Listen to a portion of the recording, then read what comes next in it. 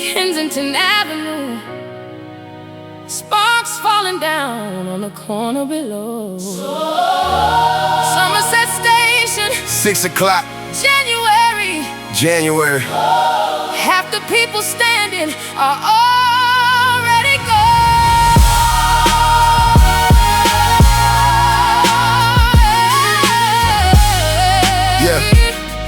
Yeah. In the kitchen in Allentown, October of 2014, Linda Boyer is drying the same place she dried 1,000 times. The phone rings, it is the dentist's office. Her daughter Megan came through fine. He says, take these for the pain. Just 2 weeks, you'll be alright. Megan is 23. She works day shifts at the diner on Tillman Street. She finishes the bottle in 5 days and calls the office back. The doctor says, I'm sorry, I can't write you another one.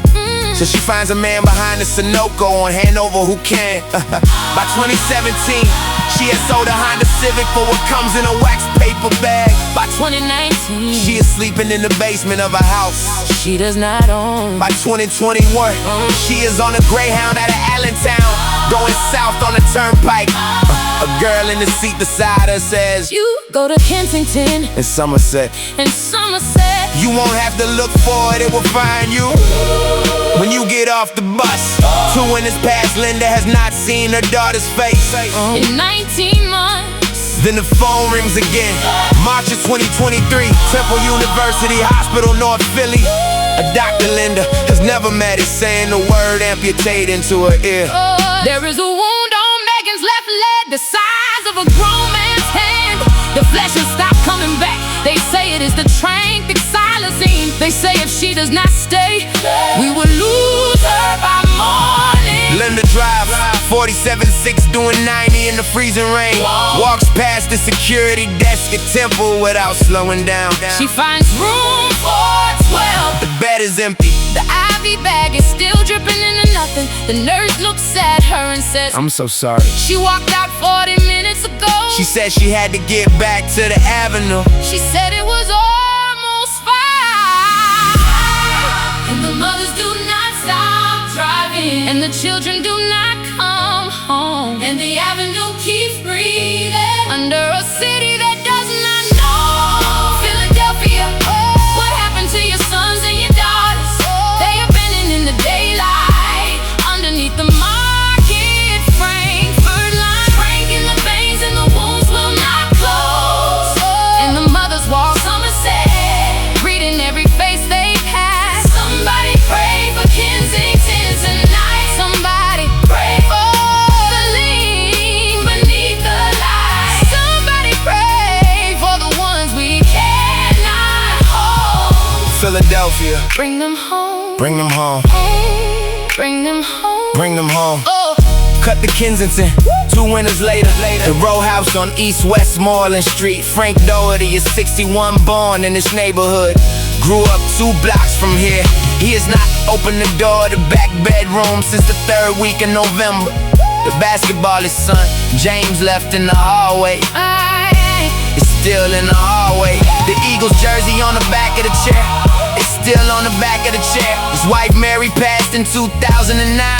He raised the boy himself. James was 26 when they found him under the L at McPherson Square. November of 2022, the cardboard had his name and a phone number written in black marker. Frank keeps that cardboard in the kitchen drawer beside the silverware. He cannot bring himself to throw it out, and he cannot bring himself to read it. On Sundays, Frank walks the avenue with the stack of missing person flyers. he stopped putting James's face on them after the funeral. Now they are for other people's sons. He stops at the corner of Kensington and Allegheny and looks at every face under the platform, because once Somebody walked past his son and did not look down. He ends up at McPherson Square, the way you end up anywhere in Kensington. Without deciding, he sits on a bench where they found James and 22. The sun is going down behind the Elder train. Cars catch fire in the last light.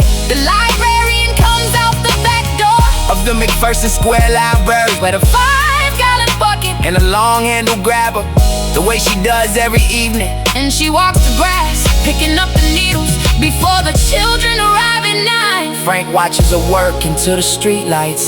Come on along Indiana Avenue, And then he says his son name out loud one time into the empty bench beside him. and then he stands up And walks home in the dark down Kensington Avenue without crying. Because 3 years in, the body forgets how.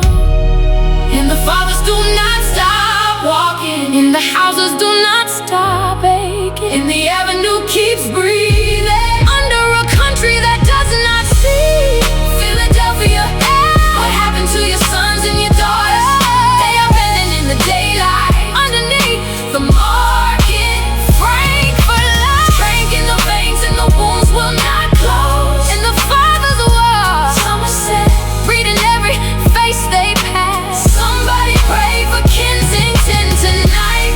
Somebody pray for the lean beneath the light. Somebody pray for the ones we cannot hold. Philadelphia, Bring them home. bring them home. Bring them home. The L runs, Over Kensington Avenue, the sparks keep falling. on the corner below, There is a basketball. still in the hallway. Yeah, there is.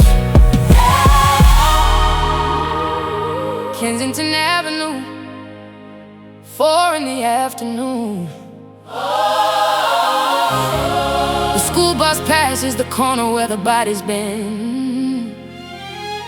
Somebody's grandmother is walking home with groceries.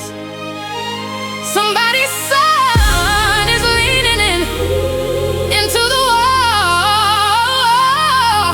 They call this the city of brotherly love, but the brothers are leaning in the cold against the wall, and no one knows their names, just the corner where they fell, just the night the avenue took them and didn't give them back. City of brotherly love, where is the brother? City of brotherly love, where? Brother's the love. On Kensington Avenue, under a sky that when I look, God, count the children of Philadelphia before they're gone. Yeah. In the row house on North 5th Street in Fairhill, October of last year, Iris Vasquez is making oatmeal for her granddaughter before school.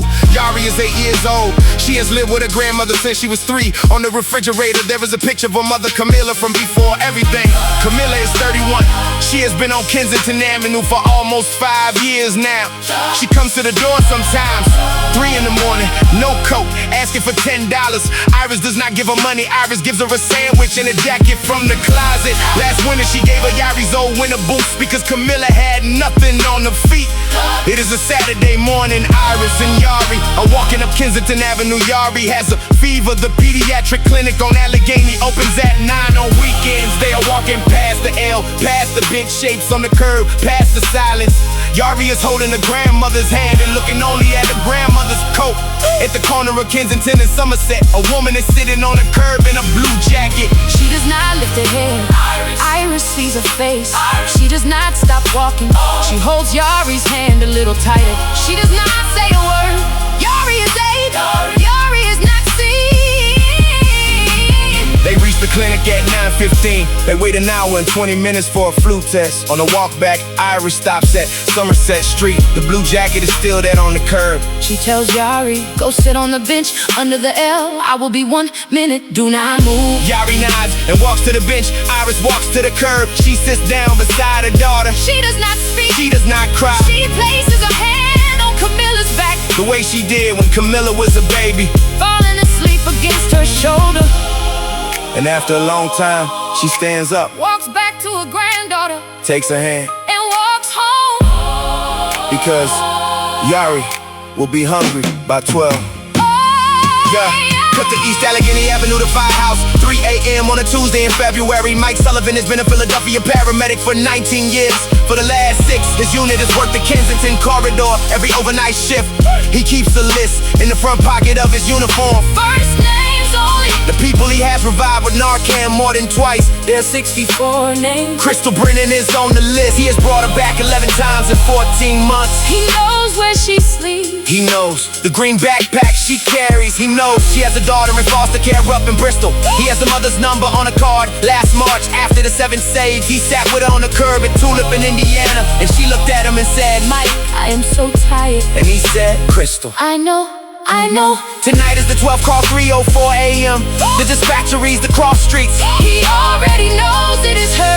Before he gets there, He knows by the address. he hits her with Narcan. He hits her again. He starts the compressions. He works on her for 22 minutes on the sidewalk under the L at Somerset, while the train rolls overhead and the street light flickers and the kid on a bike rides past. At 3:28 a.m. He calls it time of death. He writes it on the form. He folds the form. He puts it in a jacket pocket beside the list of names. He drives the rig back to the firehouse He sits in the cab for 10 minutes. before going inside. At 7 a.m. He drives home to Mayfair. his daughter is eating cereal at the kitchen table. She is 12. She looks up and says, How was your shift? Dad, he says, it was fine, kid. He goes upstairs and shuts the bedroom door. And sits. On the edge of the bed in the dark, He does not cry. he does not cry. He takes the list out of his pocket, and with a black print, he draws one slow line through the name Crystal. And then he sits there in the dark For another 20 minutes. And then he gets up to drive his daughter to school.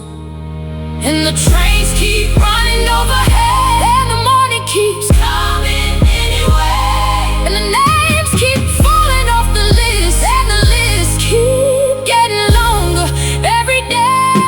They call this the city of brotherly love, but the brothers are leaning in the cold against the wall, and no one knows their names, just the corner where they fell. Just the night the avenue took them and didn't give them back.